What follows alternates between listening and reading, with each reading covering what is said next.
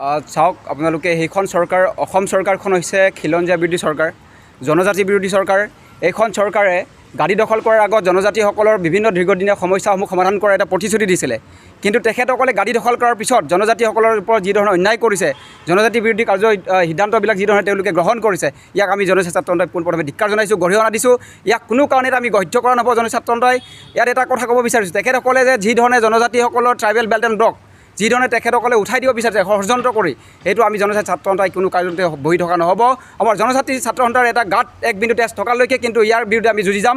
স্পষ্ট কথা, অসমত এটা লাজৰ কথা যে জনজাতিসকলৰ এটা অসম চৰকাৰত সংগ্ৰামী নেতা, যিধৰণে আমি এটা সময়ত সংগ্ৰামী নেতা বুলি কৈছিলোঁ, ডক্টৰ ৰণোজ পেগু, প্ৰমোদ বড়ো বা অন্যান্য যিসকল আমাৰ সংগ্ৰামী নেতা আজিৰ তাৰিখত হিজি ব্ৰহ্ম হওক, তেখেতসকলে আজি নিমাত আজি তেখেতসকলৰ দিনতে আজি জনজাতিসকলৰ অস্তিত্ব সংকটত ভুগিছে। কিন্তু সেই জনজাতিসকলৰ নেতাসকলে আজি তেখেতসকলে শুই আছে বিজেপিত গৈ, তেখেতসকলে বিজেপিৰ এটা গভীৰ এটা নিন্দাত তেওঁলোকে নিমগ্ন হৈ আছে। গতিকে তেখেতসকলক আমি সকীয়াই দিব বিচাৰিছোঁ, যদি অনাগত দিনত যদি তেখেতসকলে সেই যি ধৰণে তেওঁলোকে কেবিনেট সিদ্ধান্ত গ্ৰহণ কৰিছে যোৱা 4 তাৰিখে, সেই সিদ্ধান্ত যদি বাতিল নকৰে, কিন্তু ইয়াৰ পৰিস্থিতি অসমত ভয়ংকৰ স্পষ্ট কথা।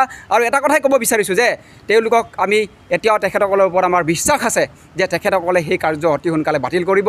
আৰু যদিহে বাতিল নকৰে, তেখেতসকলৰ নিচিনা মন্ত্ৰী বিধায়কক আমি আমাৰ জনজাতি অধ্যুষিত অঞ্চলসমূহত প্ৰৱেশ নিষেধ কৰা হ'ব, স্পষ্ট কথা। আৰু এটা কথা ইয়াতে ক'ব বিচাৰিছোঁ যে BTRত যি 16টা ডিপাৰ্টমেণ্টক যি দিছিল হস্তান্তৰ কৰিছে, এইটো অতি সোনকালে বাতিল কৰিবৰ কাৰণে অসমৰ মাননীয় মুখ্যমন্ত্ৰী BTR চিফ প্ৰমোদ বড়ো তেখেতসকলক মই আহ্বান জনাইছোঁ।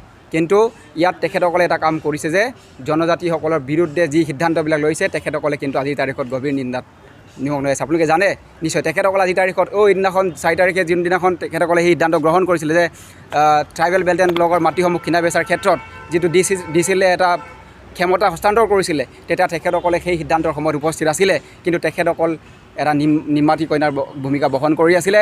তেখেতসকলে কেতিয়াও বিৰোধিতা কৰা নাছিলে যে সেই সিদ্ধান্ত যদি কাৰ্যকৰীকৰণ কৰা হয় অসমত, তেতিয়াহ'লে জনজাতিসকলৰ এটা অস্তিত্ব সংকটত ভুগিব, এইটো স্পষ্ট কথা। গতিকে এতিয়াও আমি অসমৰ মাননীয় মুখ্যমন্ত্ৰী doctor Himanta Biswa Sarma, BTR chief Pramod Bodo, আমাৰ WPT মিনিষ্টাৰ ৰণোজ পেগু তেখেতসকলক আহ্বান জনাইছোঁ, অতি সোনকালে সেই সিদ্ধান্ত বাতিল কৰিব লাগে। অন্যথা কিন্তু জনজাতি ছাত্ৰ সন্থাই কিন্তু এটা উত্তপ্ত পৰিস্থিতিৰ সৃষ্টি কৰিব, এইটো স্পষ্ট কথা। ধন্যবাদ।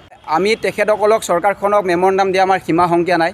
তেখেতসকলে তেখেতসকলে মন্ত্ৰী নোহোৱাৰ আগৰ পৰাই যেতিয়া BJP চৰকাৰ অসমত হৈ আছিলে, তেতিয়াৰ পৰাই আমি তেখেতসকলক আমি মেমৰেণ্ডাম দিছোঁ, আহ্বান জনাইছোঁ। কিন্তু তেখেতসকলে আমাক আশ্বাস দিছিলে যে জনজাতিসকলৰ বিভিন্ন সমস্যা, স্কলাৰশ্বিপৰ পৰা আদি কৰি বা tribal belt and block, backlog post, অন্যান্য সমস্যাবিলাক তেওঁলোকে সমাধান কৰা এটা প্ৰতিশ্ৰুতি প্ৰদান কৰিছিলে। কিন্তু তেখেতসকলে যেতিয়া গাড়ী দখল কৰিলে, গাড়ী দখল কৰাৰ পিছত এই প্ৰতিশ্ৰুতি তেওঁলোকে পাহৰি গ'ল, বৰঞ্চ জনজাতিসকলৰ সমস্যাসমূহ বৃদ্ধি কৰি গৈছে, বেমাৰ বঢ়াই গৈ আছে। তেখেতসকলে কেতিয়া সমাধান কৰা এটা তেখেতসকলে এটা বিকল্প ব্যৱস্থা লোৱা নাই। গতিকে আমি এতিয়াও তেখেতসকলৰ ওপৰত আস্থা আছে, যিহেতু তেখেতসকলে দীৰ্ঘদিন ধৰি জনজাতি সমাজৰ কাৰণে, বড়ো জাতিটোৰ কাৰণে, মিচিং জাতিটোৰ কাৰণে বা বিভিন্ন জনজাতীয় সমাজৰ কাৰণে সংগ্ৰাম কৰি গৈছে দীৰ্ঘদিন ধৰি। গতিকে তেখেতসকলক আমাৰ সকলৰ ওপৰত আমাৰ এতিয়াও আস্থা আছে। গতিকে তেখেতসকলক এতিয়াও আমি আহ্বান জনাইছোঁ যে অতি সোনকালে সেই যিটো চৰকাৰখনে জনজাতি বিৰোধী সিদ্ধান্ত গ্ৰহণ কৰিছে, বাতিল কৰিব লাগিব।